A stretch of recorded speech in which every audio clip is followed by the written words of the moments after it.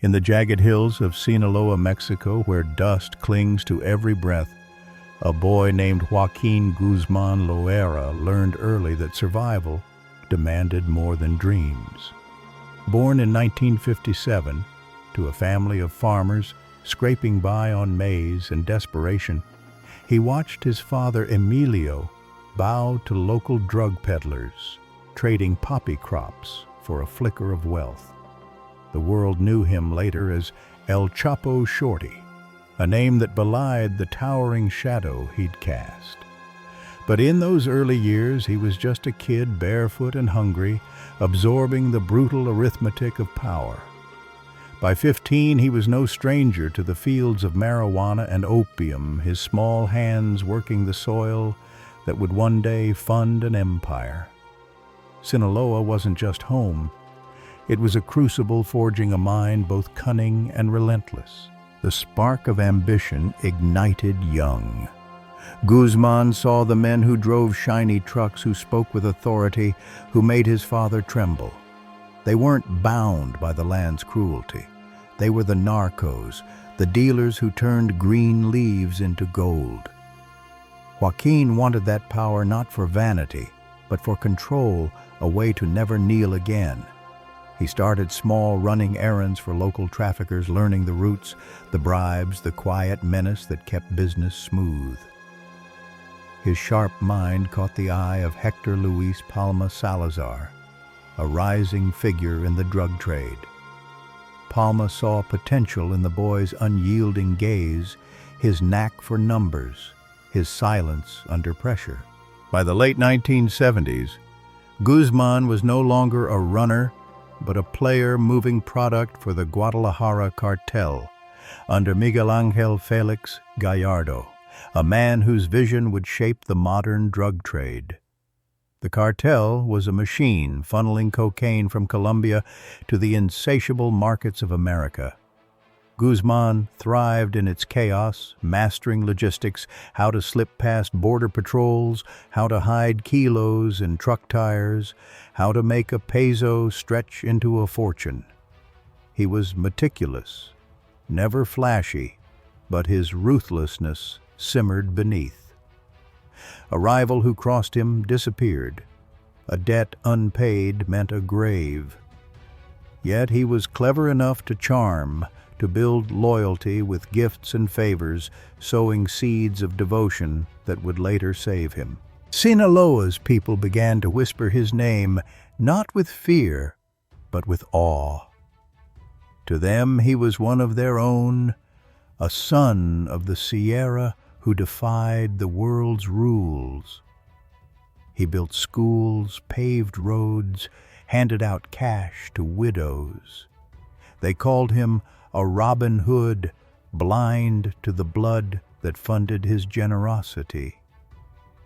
But Guzman's heart wasn't soft. Every act of kindness was calculated a brick in the fortress of his influence. He married young first to Alejandrina Salazar, then others, weaving a network of family ties that anchored his empire. His children, especially his sons, would inherit his legacy, their futures written in the deals he struck. The world beyond Sinaloa was waking to his name. By the 1980s, the DEA had files on him, grainy photos pinned to corkboards in Washington. They didn't yet grasp the scale of his ambition, the way he was reshaping the drug trade into something global, unstoppable. Guzman wasn't just moving drugs. He was building a system: warehouses, planes, submarines, tunnels. He bribed cops, mayors, even generals, turning Mexico's institutions into his shield. The U.S. streets from Chicago to Los Angeles flooded with his cocaine, his heroin, his methamphetamine.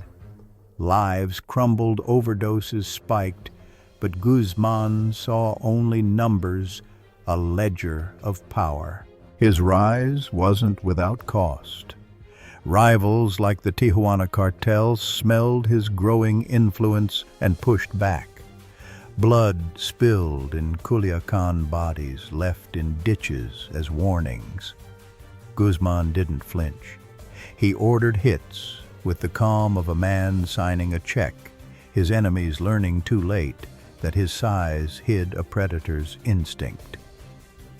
The Guadalajara cartel's collapse in 1989 was his opening. When Felix Gallardo was arrested, Guzman seized the moment, carving out the Sinaloa cartel from the ashes. He was no longer a soldier, but a king, answerable to no one. Yet even kings have shadows. The DEA's files grew thicker, their agents circling closer. Guzman's name was no longer a whisper, but a headline, a symbol of everything the war on drugs couldn't stop. His empire was vast, but cracks were forming, jealous allies, restless enemies, and a world that wouldn't stay bought. The boy from La Tuna had climbed higher than anyone dreamed, but the higher he rose, the harder the fall would be. The hunt was coming, and it would shake nations. What drove a man like Guzman? Was it greed or something deeper? A refusal to be small in a world that crushed the weak? His story, like all true crime, pulls us in, not just for the chaos, but for the questions it leaves unanswered. Here at the Crime Trail, we unravel these threads, chasing the truth through the darkness. Subscribe, join us, and share your thoughts below what makes a man like El Chapo. What do you want us to uncover next? Trong mỗi câu chuyện phá án đều cần vén màn không chỉ là sự thật, mà còn là những góc khuất của lòng người, để từ đó thức tỉnh, trưởng thành và biết yêu thương đúng cách hơn. The spark in Sinaloa's shadows had grown into a fire, one that would burn across borders. Guzman's empire was no accident. It was built on a foundation of cunning violence and an unshakable will.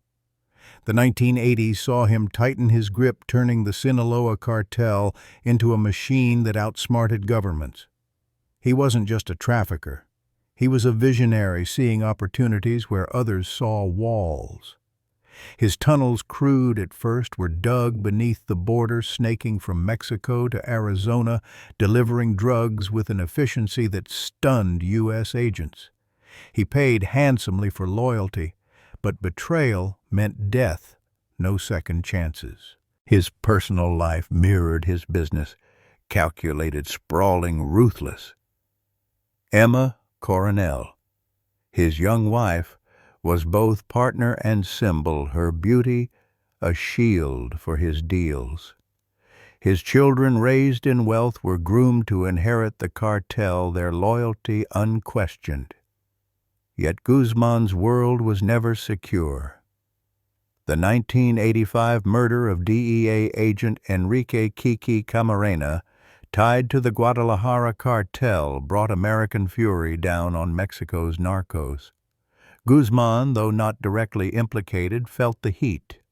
The U.S. pushed Mexico for arrests, and by 1993 his first capture loomed a misstep in Guatemala that landed him in a Mexican prison.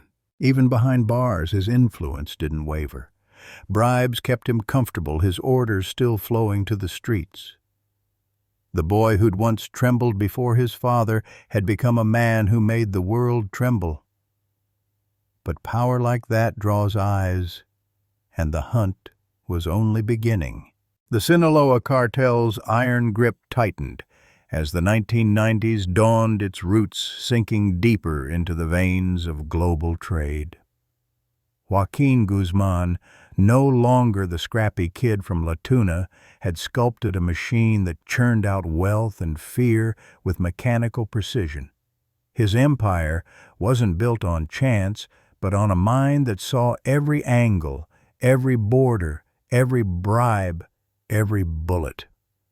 The cartel moved thousands of tons of cocaine, heroin, and methamphetamine, not just to America, but to Europe, Asia, even Australia. Chicago became his hub. its streets flooded with product earning the city a grim nickname, the Sinaloa cartel's American capital. Guzman's reach was invisible, yet everywhere a shadow cast over lives he'd never see. His operation was a marvel of logistics. Planes dropped bundles in deserts. Submarines glided beneath Pacific waves. Trucks rolled through checkpoints with drivers who knew the right palms to grease. Tunnels, his signature, grew more audacious, ventilated, lit, some wide enough for carts to shuttle kilos to Arizona warehouses. He didn't just outsmart border patrols. He made them irrelevant. Corruption was his currency. Mexican police judges, even army generals took his money. Their loyalty bought with cash-stuffed envelopes or silenced by fear. A mayor who resisted was found in a ditch. A journalist who dug too deep vanished. Guzman's orders were law, and his law was absolute. Yet his power wasn't just in violence. He understood people, how to bind them, break them, or bend them to his will. In Sinaloa, he was a myth, a benefactor who built clinics, fed families, and turned barren towns into outposts of his empire. Locals shielded him not out of fear but gratitude, their silence a wall against the law. His charm was disarming, his small stature and soft voice masking a predator's instinct. He'd share a meal with farmers, laugh with their children, then order a rival's family erased without blinking. This duality, generous yet merciless, made him untouchable, a man both loved and dreaded. His personal life wove into the cartel's fabric. Emma Coronel, his third wife, was more than a trophy. She was a confidant, her poise concealing her role in his deals. His sons, the Chapitos, were raised in his image, learning the trade young, their futures tied to the cartel's survival. Allies like Ismael El Mayo Zambada shared his vision, their partnership a steel bond in a world of betrayals. But enemies multiplied. The Tijuana cartel, led by the Arellano Felix brothers, clashed with Guzman, their turf wars painting Culiacan red. Los Zetas, a brutal splinter group, eyed his roots. Every victory bred new threats, and Guzman met each with blood. The DEA watched their files on him swelling.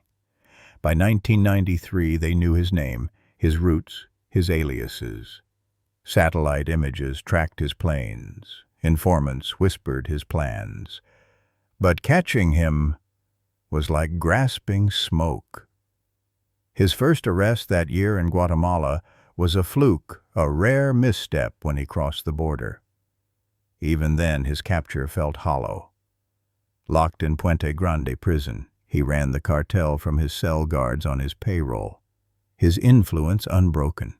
Visitors brought cash and orders. Phones kept his network humming. The world thought him caged, but Guzman was never truly caught. His ambition didn't pause. He orchestrated deals with Colombia's Cali cartel, securing cocaine at scale. He pioneered methamphetamine, seeing its cheap production as the future. Profits soared, billions by some estimates laundered through shell companies, casinos, even American banks. The U.S. felt the fallout. Overdoses spiked, communities crumbled, families broke. Guzman didn't see their faces. He saw only ledgers, each zero a measure of his defiance. The war on drugs, declared by Nixon decades earlier, seemed a cruel joke. Every seizure, every raid was a pinprick against his machine.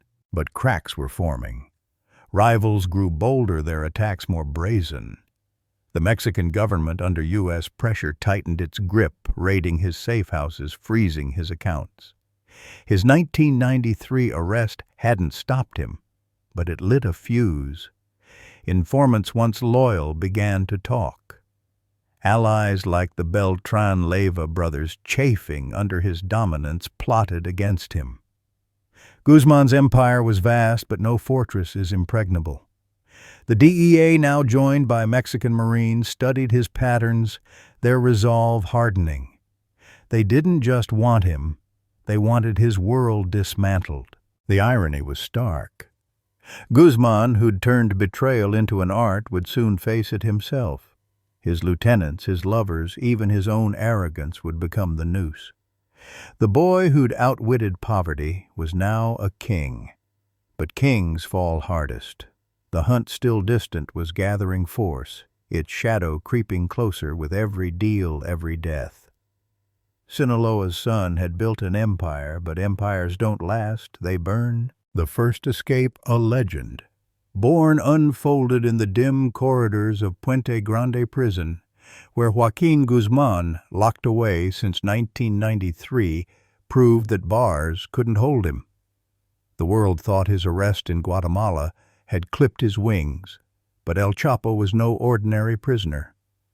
His cell was a command center, his influence seeping through concrete and steel. Guards bought with wads of cash, smuggled phones, food, even women.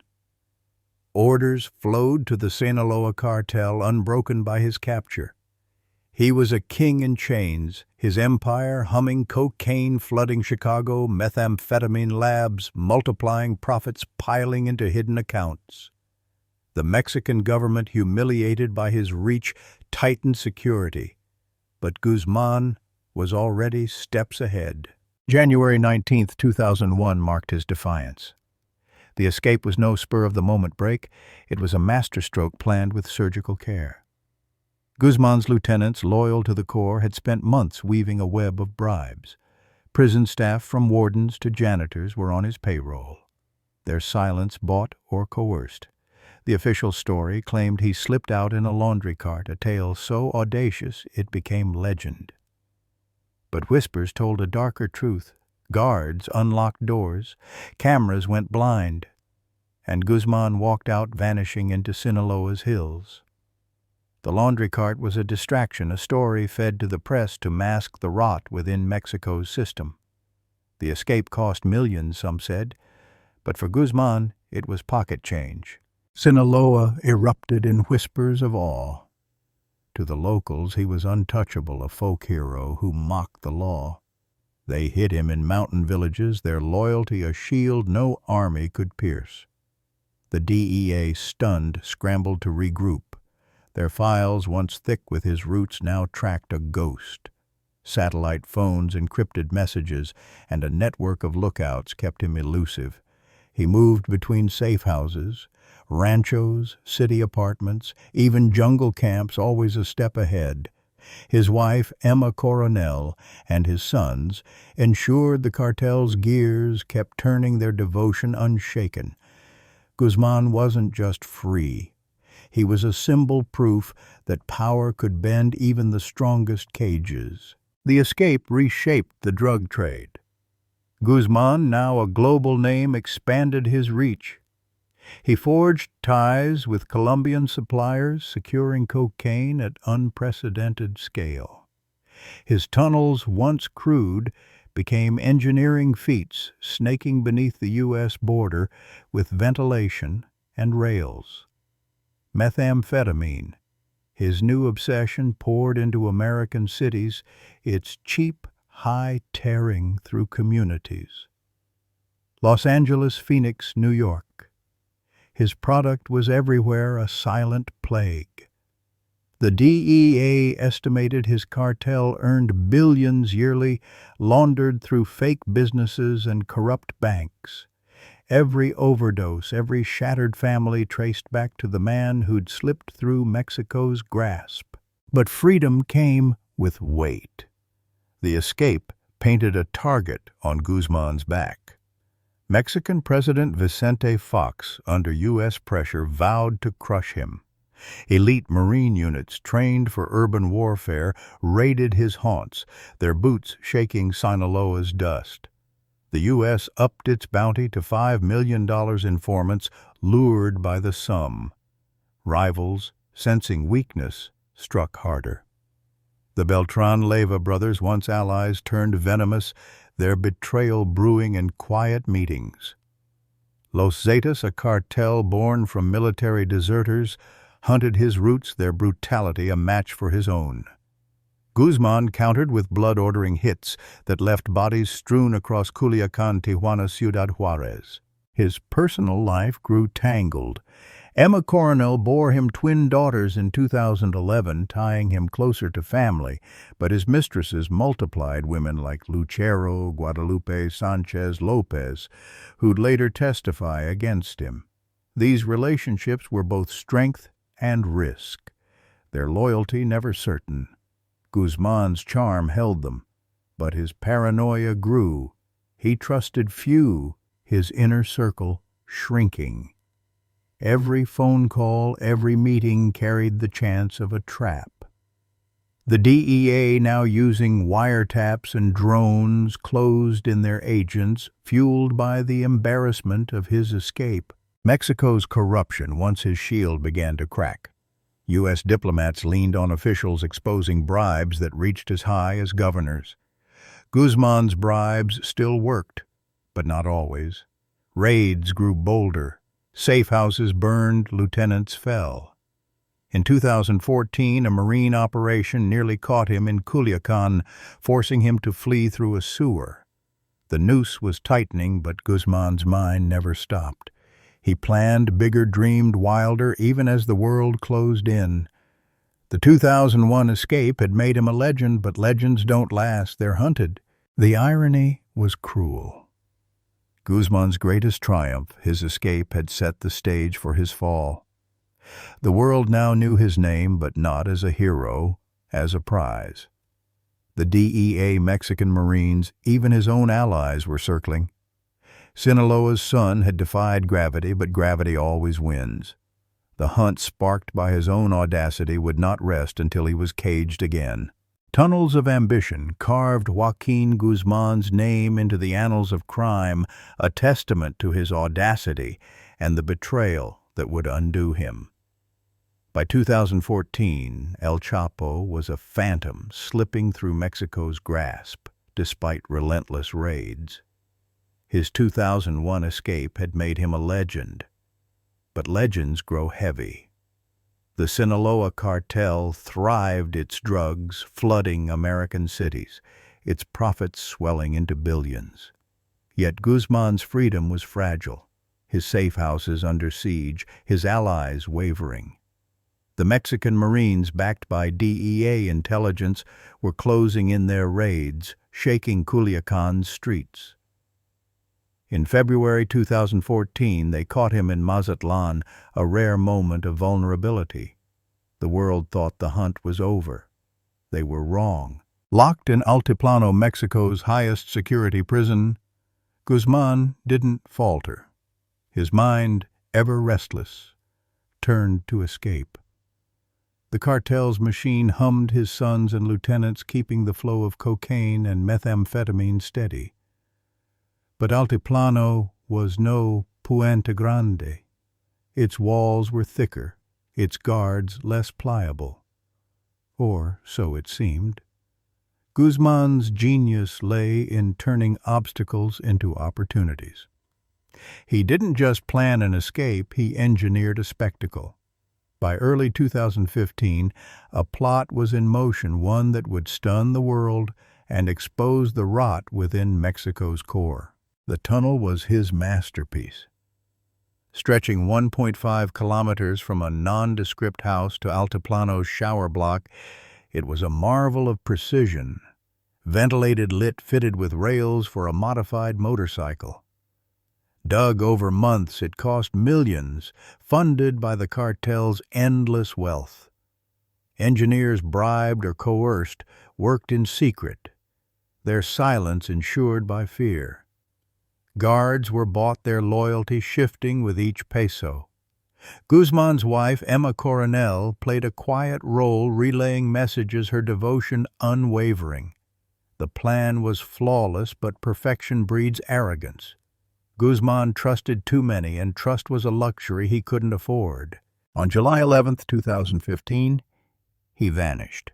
Security cameras caught nothing. Guards claimed ignorance. The tunnel's entrance, hidden beneath a shower tile, told the story. Guzman had ridden to freedom, emerging in a field as alarms blared. Mexico reeled, its government humiliated. President Enrique Peña Nieto abroad in France faced a firestorm of scorn. The DEA, furious, doubled its efforts, their agents poring over intercepts. Sinaloa's people cheered, hiding their hero in mountain hamlets.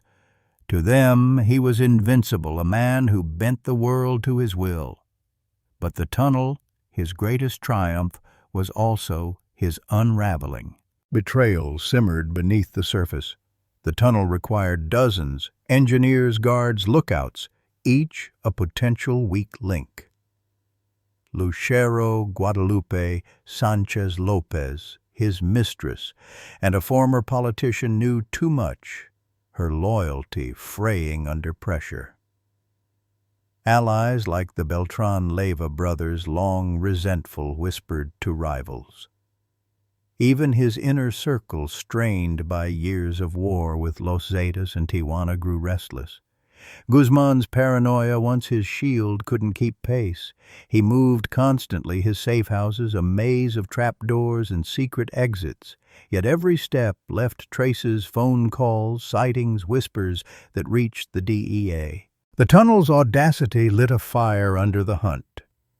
Mexican Marines, stung by embarrassment, trained harder, their resolve now personal.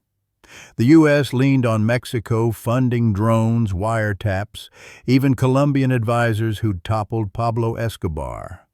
Guzman's empire, vast as it was, began to crack. His bribes still opened doors, but not all. Raids grew surgical, targeting his lieutenants, seizing his cash. In August 2015, a Marine operation missed him by hours. His escape through another tunnel a fleeting victory. The world was shrinking around him, each move riskier than the last. His personal life, once a fortress, became a liability. Emma Coronel, fiercely loyal, drew scrutiny, her visits to Altiplano tracked. His sons, the Chapitos, ran the cartel, but lacked his finesse, their aggression stirring rivals. Mistresses like Lucero, privy to his plans, held secrets that could destroy him. Guzman's charm, his ability to bind people, was fading. The tunnel had bought him time, but time was no ally. Every day free was a day hunted, his legend now a beacon for those who sought his fall. The tunnel's legacy was paradox. It proved Guzman's brilliance, his ability to defy the impossible. Yet it exposed his weakness, his reliance on others in a world where loyalty was bought, not earned. The DEA, now armed with new leads, tightened their net. Mexican Marines, fueled by shame, vowed no mercy. Sinaloa's sun had danced through the shadows, but shadows don't hide forever. The tunnel, his boldest stroke, had set the stage for a reckoning. A Hollywood misstep turned the hunt for Joaquin Guzman into a surreal drama where fame and folly collided. By late 2015, El Chapo was a ghost, slipping through Mexico's mountains after his audacious tunnel escape. The Sinaloa cartel churned on its drugs, flooding American streets, its profits untouched by his fugitive status. Mexican Marines, humiliated by the Altiplano breakout, scoured Sinaloa, their raids relentless. The DEA, armed with wiretaps and drones, traced his every whisper. Guzman, ever cunning, stayed ahead, his safe houses, a labyrinth of trapdoors and loyal villagers. But his ambition, the same fire that built his empire, led him to a fatal error, one that would light the path to his downfall. The misstep began with a dream of legacy. Guzman, enamored with his own myth, wanted his story told on the silver screen. He envisioned a biopic, a monument to his defiance, crafted by Hollywood's glow. Through intermediaries, he reached out to Kate del Castillo, a Mexican actress known for her role as a drug queen in La Reina del Sur. Kate, bold and ambitious, was intrigued, seeing the project as a career-defining gamble. She connected Guzman to Sean Penn, an American actor with a taste for rebellion, whose activist streak made him curious about the world's most wanted man. The trio's secret talks, brokered through encrypted messages, set a meeting that would shake the hunt. October 2015. In a jungle clearing, deep in Mexico's Golden Triangle, Guzman met Penn and del Castillo. The encounter was bizarre. A fugitive kingpin, flanked by armed guards, shaking hands with celebrities under starlight. Guzman, small and weathered, spoke softly, his charm masking a predator's edge. He shared tequila-spun tales of his rise and dreamed aloud of his film. Penn, scribbling notes, saw a story.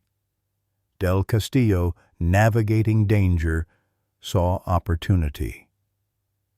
But Guzman's guard was down, his paranoia dulled by flattery. He didn't know the meeting was a beacon, its signals captured by the DEA's watchful eyes. The logistics were a giveaway.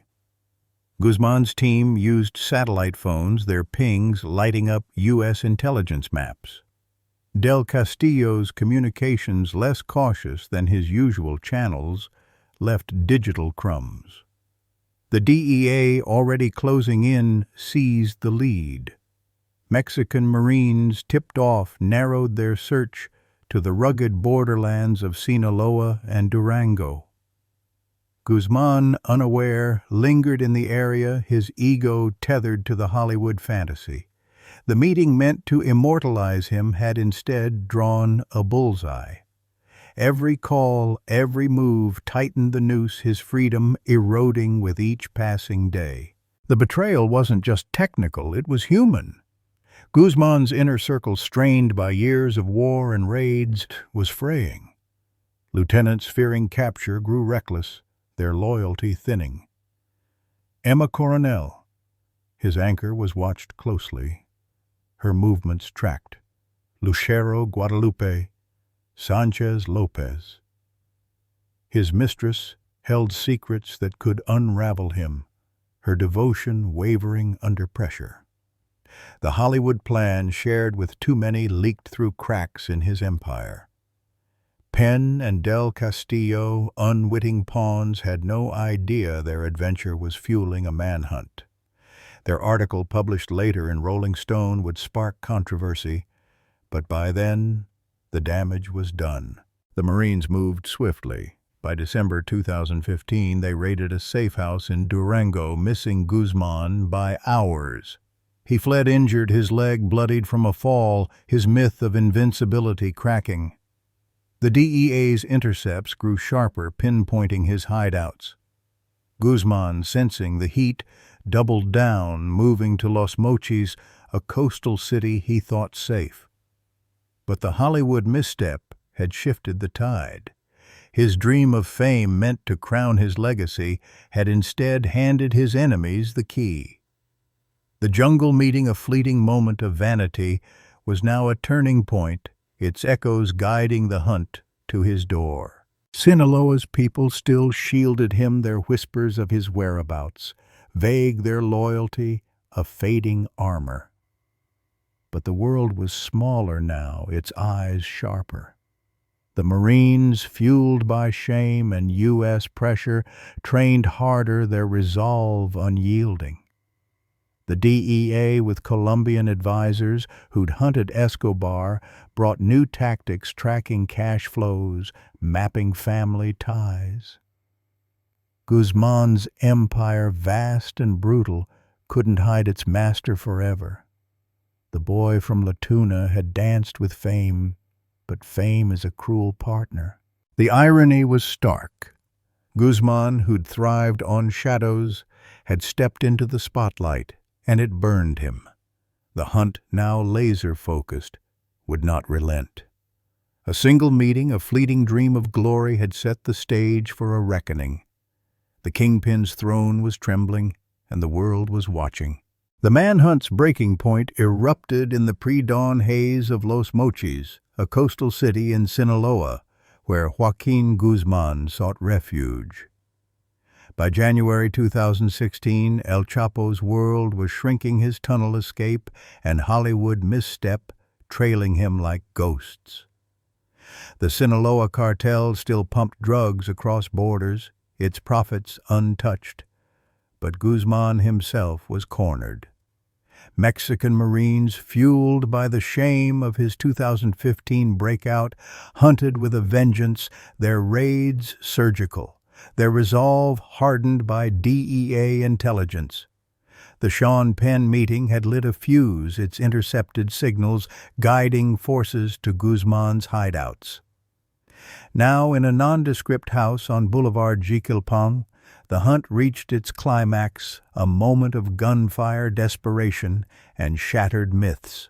Guzman had chosen Los Mochis carefully, its urban sprawl a shield against the drones and wiretaps closing in. He arrived in late December 2015, limping from a leg injury sustained in a Durango raid, his invincibility fraying.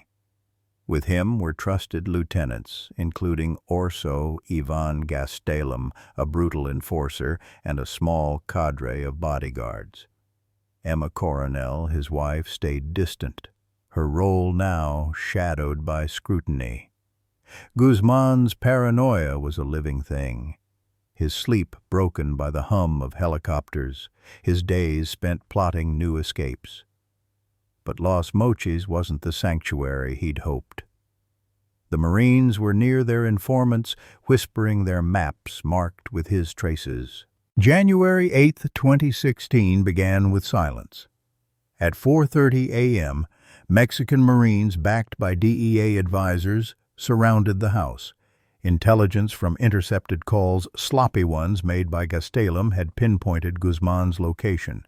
The team, elite and battle-hardened, moved like shadows, their rifles ready. Inside, Guzman slept lightly, his instincts sharp but dulled by exhaustion. The first sign of trouble was a creak, then a shout. Marines breached the door and chaos exploded. Gunfire tore through the dawn bullets, ripping plaster glass, shattering in bursts. Guzman's men fought back, their AK-47s blazing, but the Marines were relentless, their training overwhelming. Guzman scrambled, his mind racing. A trap door hidden beneath a mirror led to the city's storm drains, a final escape route. With Gastelum, he plunged into the dark, the stench of sewage swallowing them. They crawled through muck, their breaths ragged, the sound of pursuit echoing above. The Marines, tipped off by a captured guard, sealed the drain's exits, their radios crackling with updates. Guzman emerged miles away, stealing a car with Gastelum, their clothes soaked, their options gone. The road out of Los Mochis was a trap, checkpoints everywhere, helicopters circling. At 6:40 a.m., police spotted the car, and the chase ended in a flurry of sirens and raised guns. The capture was anticlimactic, almost pitiful. Guzman, disheveled and battered, sat cuffed on a curb, his small frame dwarfed by armored Marines. Gastelum, defiant, spat curses beside him. 5 of Guzman's men lay dead in the house, their blood pooling on tile floors. The Marines, unscathed, stood tall, their victory a rebuke to years of humiliation. Sinaloa's son, the man who'd mocked empires, was no longer a legend, but a prisoner, his eyes hollow, his defiance muted. The DEA, watching from afar, exhaled. Years of tracking had led to this moment, a fragile triumph in a war without end. Mexico erupted in shock.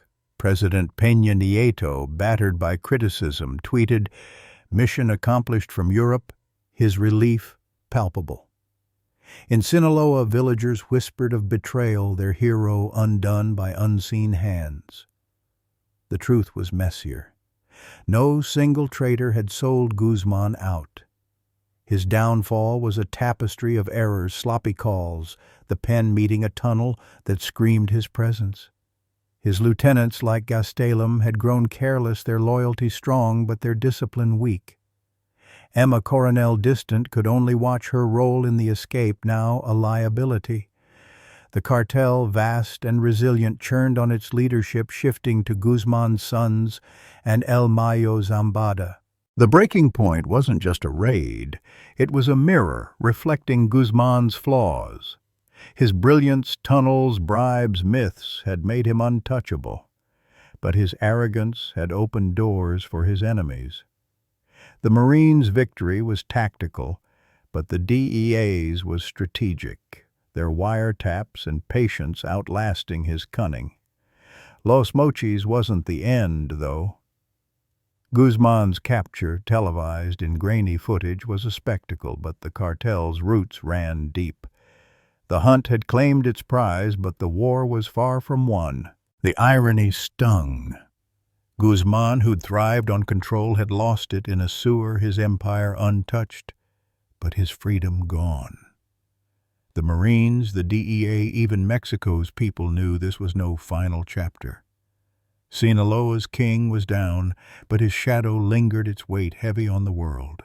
Extradition to American soil marked a seismic shift in the saga of Joaquin Guzman, stripping away the last of his Sinaloa shield. The Los Mochis raid of January 2016 had caged him, but Mexico's prisons, riddled with corruption, were no match for his influence. The Mexican government, battered by his 2015 tunnel escape, faced a stark truth: El Chapo could not be held on their soil. The DEA, long frustrated by Mexico's porous system, pushed for extradition. Their case airtight, with years of evidence, wiretaps, seized shipments, informant testimonies. Guzman's empire still churned, flooding U.S. cities with drugs, but his personal freedom hung by a thread.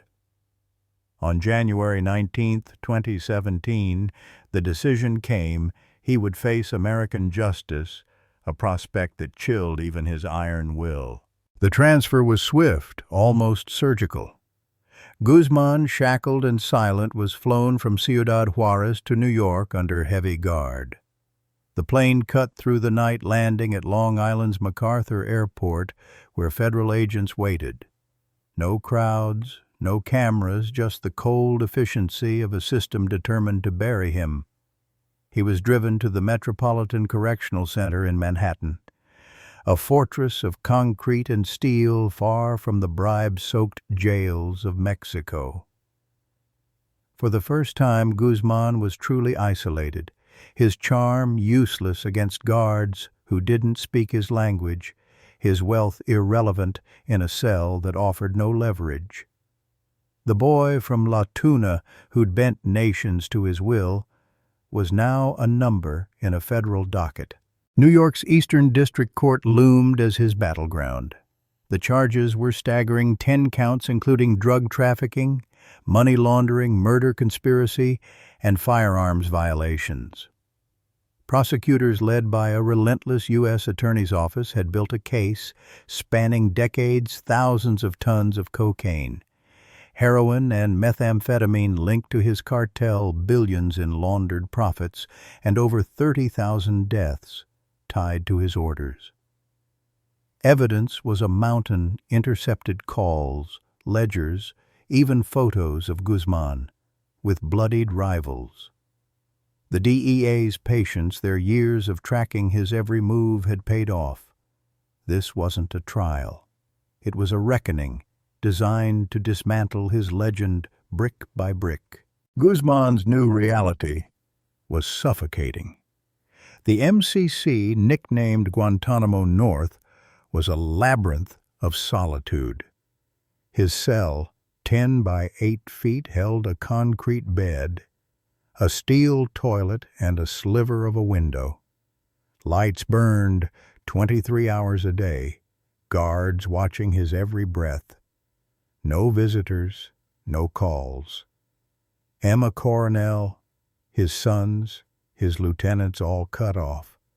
His lawyers, a team of high-priced defenders, fought for leniency, but their motions drowned in a sea of evidence. Guzman, once a master of manipulation, found no cracks to exploit. The U.S. system, unlike Mexico's, was a machine, its gears grinding toward a single outcome. Mexico's reaction was a storm of contradictions. In Sinaloa, villagers mourned their fallen hero, their loyalty unshaken by his crimes. They saw a man who'd built schools, fed the poor, defied the gringos. In Mexico City, politicians scrambled their ties to Guzman's bribes, now a liability. The extradition exposed rot at every level: cops, governors, even whispers of $100 million payoff to former President Enrique Peña Nieto. The DEA's Colombian advisors, veterans of the Escobar hunt, had warned of this cartel's thrive on corruption, and Guzman's empire was its monument.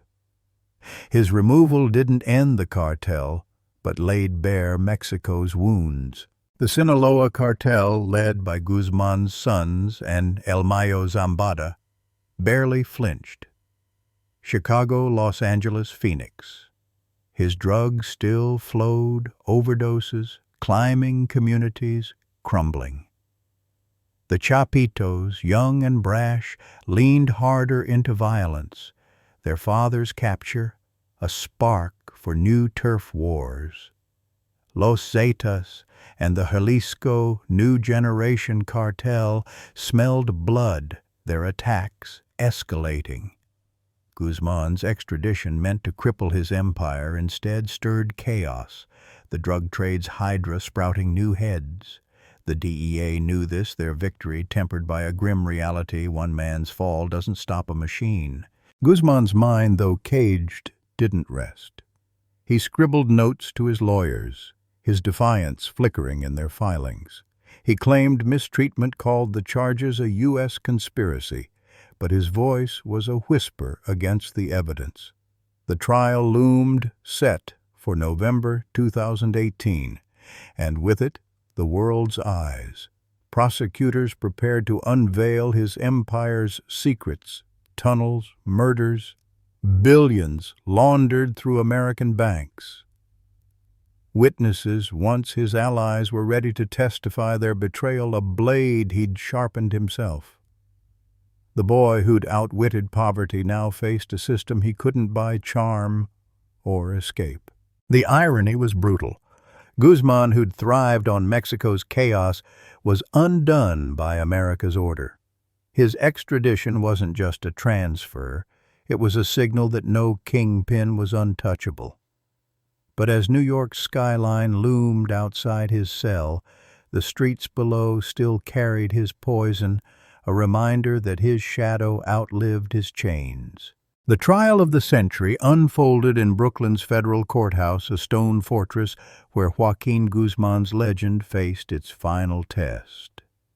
November 2018 marked the start of a spectacle that gripped the world, a legal coliseum, where El Chapo, the untouchable kingpin, stood stripped of his power.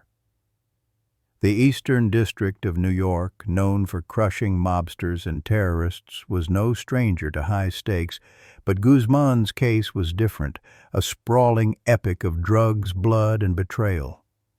Prosecutors, armed with a decade of evidence, aimed not just to convict, but to expose the Sinaloa cartel's rotten core. For 12 weeks, the courtroom became a stage, its air thick with secrets and the weight of lives destroyed. Guzman sat small in his navy suit, his once piercing gaze dulled by months in solitary. The Metropolitan Correctional Center had worn him down, endless fluorescent light, no human contact. His charm useless against concrete walls. Yet his presence commanded the room, a quiet defiance in his posture. The charges loomed 10 counts, from trafficking thousands of tons of cocaine, heroin, and methamphetamine to orchestrating murders and laundering billions. The evidence was a tidal wave: wiretaps capturing his voice ledgers, detailing his wealth, photos of his tunnels snaking beneath borders. 56 witnesses, many former allies, were ready to bury him, their testimony a ledger of his own ruthlessness. The prosecution's case was meticulous. They painted Guzman as a machine, his cartel flooding America with poison, Chicago's streets, Los Angeles's alleys, New York's corners, all choked with his drugs. Overdoses soared, families shattered, entire communities hollowed out. They played recordings of Guzman negotiating deals, his soft voice chilling in its calm. Photos showed cocaine bricks stacked like gold methamphetamine labs, humming in jungles, bodies of rivals left as warnings. The numbers were staggering: $14 billion in profits, 200 tons of cocaine, 34,000 deaths tied to his orders. The DEA's years of patience, every intercepted call, every seized kilo had built a cage he couldn't escape. Witnesses were the trial's heartbeat, their stories a gallery of betrayal. Alex Cifuentes, Guzman's right-hand man, detailed his boss's savagery, ordering a man shot and buried alive, bribing Mexico's highest officials, even calling underage girls his vitamins. Lucero Guadalupe Sanchez Lopez, his former mistress, wept as she recounted smuggling drugs and planning his tunnel escape, her love for him curdled by fear. Others, like the Colombian supplier who shipped cocaine by plane, spoke of Guzman's genius, his ability to move product with military precision. Each word was a knife cutting away the myth of the Sinaloa Robin Hood. The courtroom, packed with reporters, absorbed every syllable, the world outside buzzing with their dispatches. Guzman's defense was a whisper against the storm. His lawyers, led by Jeffrey Lichtman, argued he was a scapegoat, a small fish framed by a corrupt system. They pointed to Ismael El Mayo Zambada, the cartel's co-founder, still free as the true mastermind. They claimed witnesses lied for leniency, their testimonies bought with plea deals. But the evidence was relentless, each piece interlocking like a puzzle. The jury, 12 ordinary New Yorkers, listened in silence, their faces unreadable. Guzman's wife, Emma Coronel, sat in the gallery, her presence a quiet rebellion, her beauty a stark contrast to the ugliness unfolding. The trial wasn't just about guilt, it was a mirror to a broken world. Mexico's corruption spilled into the open bribes to police generals, even whispers of $100 million to former President Enrique Peña Nieto. The U.S. wasn't spared. Banks had laundered Guzman's billions, their greed a silent partner. The Sinaloa cartel's reach, Chicago, Canada, Australia, showed a global plague untamed by borders. Reporters scribbled furiously, their stories fueling debates about the drug war's failures. In Sinaloa, villagers watched from afar, their loyalty to Guzman unshaken, seeing only a man who'd fed their children, not the blood on his hands. The trial's climax came in February 2019. After 12 weeks, the jury deliberated for 6 days their verdict, a hammer guilty on all counts. Guzman's face, usually stoic, flickered with resignation. The courtroom exhaled the weight of justice settling. Prosecutors nodded, their mission complete, but the DEA knew the truth. Guzman's fall wouldn't stop the cartel. His sons, the Chapitos and El Mayo, kept the machine running, their violence escalating. The trial had exposed the beast, but it hadn't slain it. The irony was cruel. Guzman, who'd thrived on betrayal, was undone by those he'd trusted most. The trial, meant to end his story, only amplified his legend, its details etched into history. Brooklyn's courthouse had spoken, but the streets, still flooded with his drugs, whispered a different truth. Justice in a supermax cell descended on Joaquin Guzman with the finality of a locked door, sealing his fate in a system designed to erase him. On July 17, 2019, Brooklyn's federal courthouse, still echoing from the trial's revelations, became the stage for his sentencing. The verdict was no surprise: guilty on all 10 counts, from trafficking thousands of tons of drugs to orchestrating murders and laundering billions. But the sentence was a hammer life in prison without parole, plus 30 years and a staggering $12.6 billion forfeiture order. Guzman, small and weathered in his gray suit, stood silent, his defiance dulled by the weight of inevitability.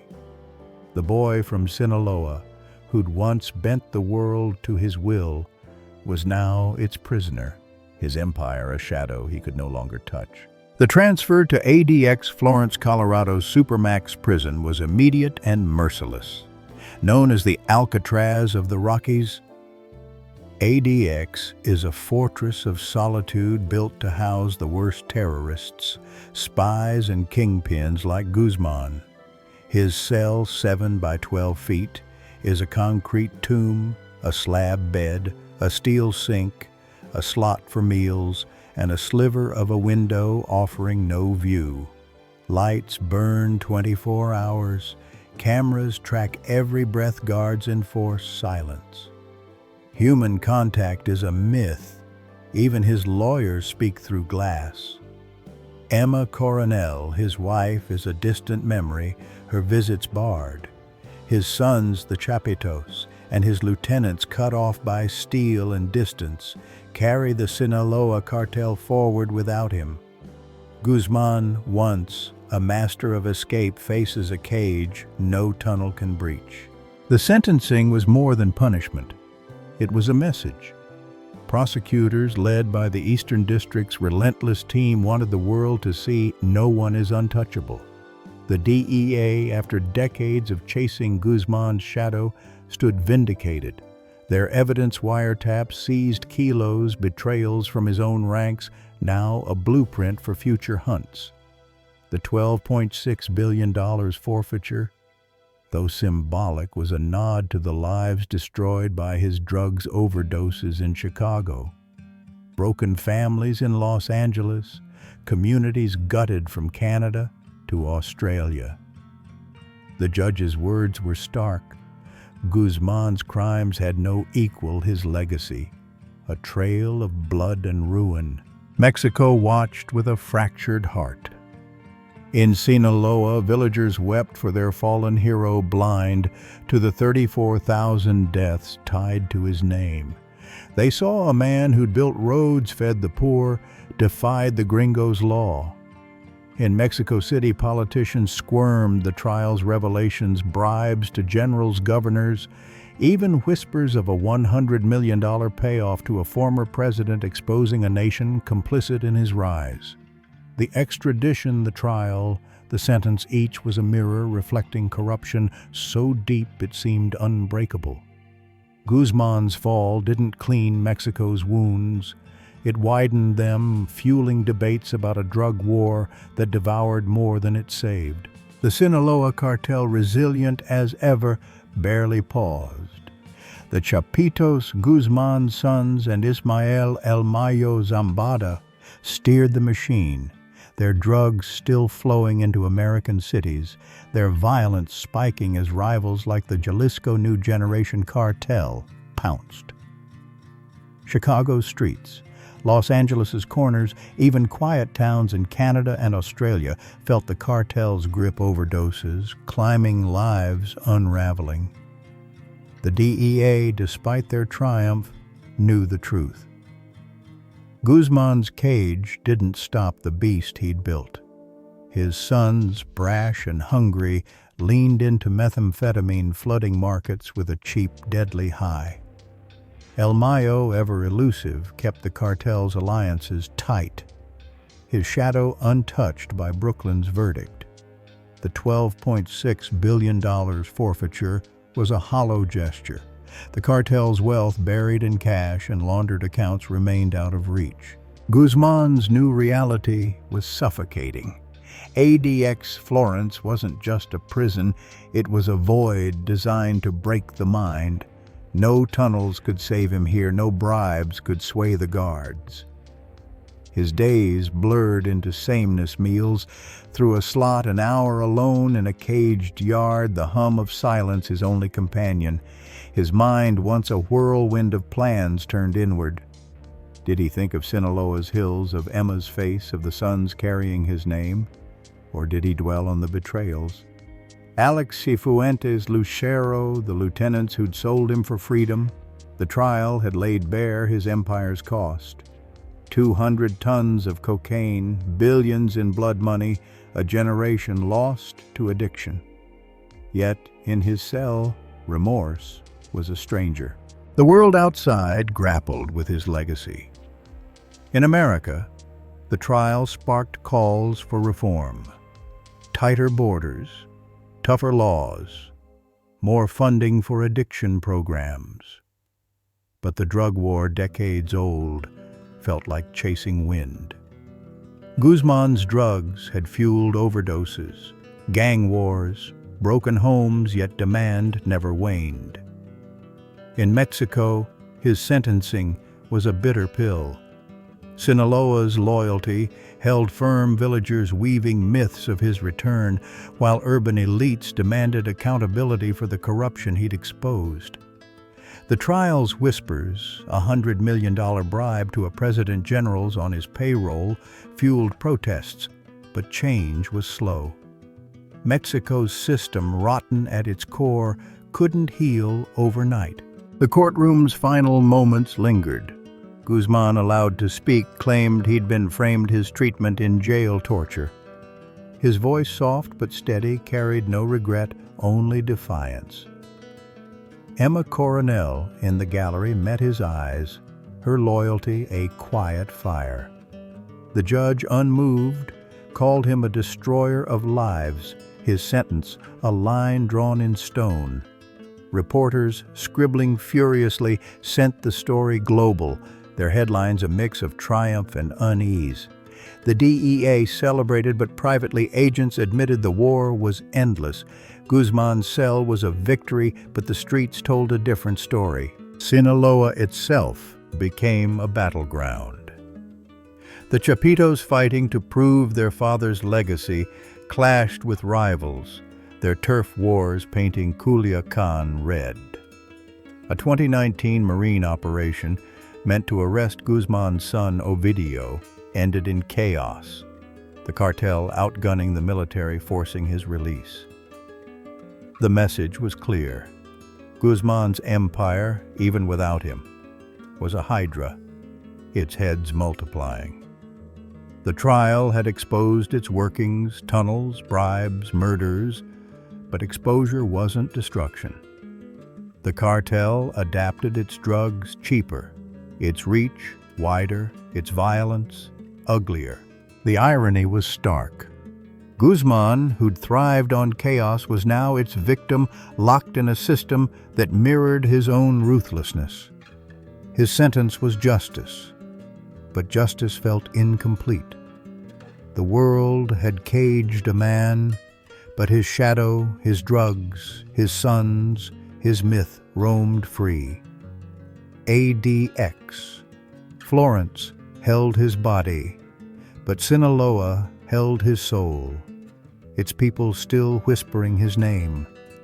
The hunt had ended, but the war, relentless and cruel, marched on. Lessons from a fallen empire settled over the saga of Joaquin Guzman like dust after a storm, its weight heavy with truths too raw to ignore. The hunt for El Chapo, through tunnels, betrayals, and a Brooklyn courtroom, had ended with his life sentence, his body locked in ADX Florence's unyielding grip. Yet the world he'd shaped refused to quiet.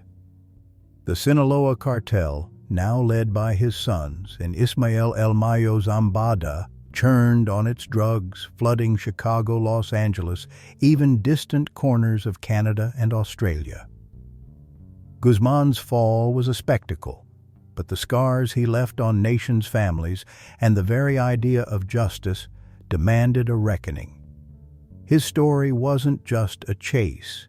It was a mirror reflecting the cost of ambition, the fragility of power, and the hunger that fuels a never-ending war. The trial had peeled back the cartel's skin, exposing a machine of breathtaking scale. Thousands of tons of cocaine, heroin, and methamphetamine had poured into America, each kilo a thread in a tapestry of ruin. Overdoses claimed lives in quiet suburbs. Gang wars tore through urban streets. Families dissolved under addiction's weight. The numbers were numbing: $14 billion in profits, 34,000 deaths, countless futures erased. Guzman's tunnels, his bribes, his murders.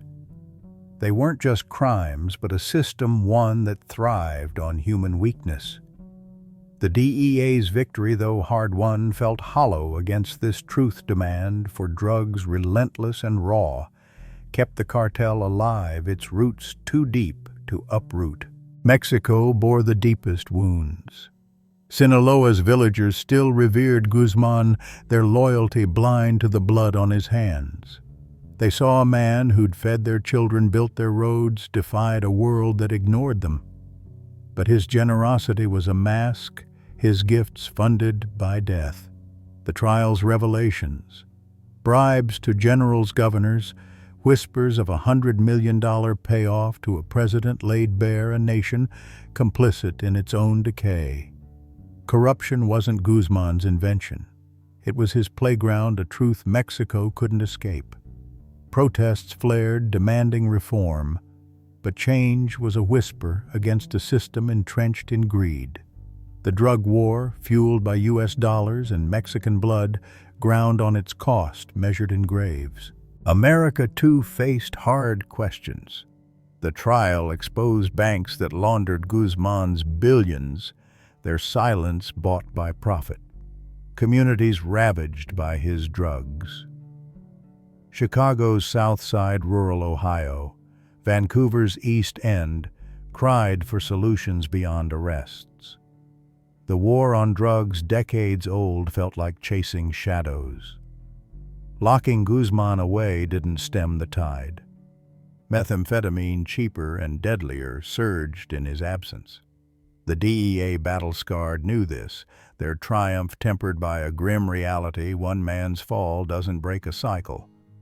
Addiction, poverty, and demand, the cartel's true allies, remained untouched. Guzman's psyche offered no easy answers.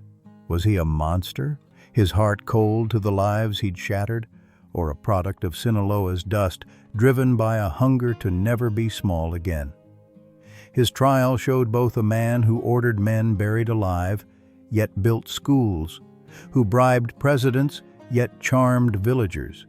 His defiance in court, his refusal to bend, spoke of a mind unyielding even in defeat. But ADX Florence, with its endless silence, was his final judge, stripping away the myth to reveal a man, small, mortal, alone. His sons, the Chapitos, carried his name, but their violence lacked his finesse. Their wars, a reminder that his empire's shadow lingered. The hunt's lessons were sobering. Justice, though served, was no cure. Guzman's cage didn't end. The cartel didn't heal the addicted, didn't mend Mexico's fractures. It showed the world's complicity, governments, banks, even users who kept the machine running. The drug war's failure wasn't in catching Guzman, but in believing his fall would change the game.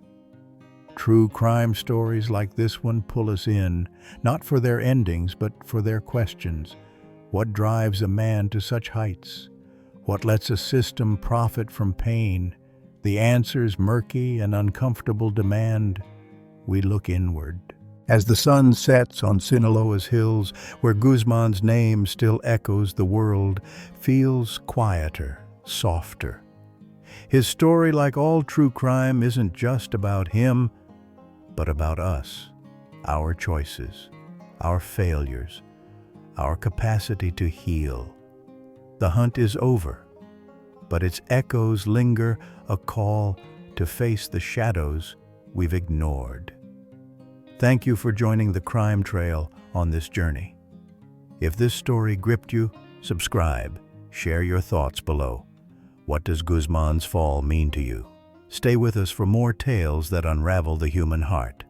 Until next time, keep seeking truth in the darkness.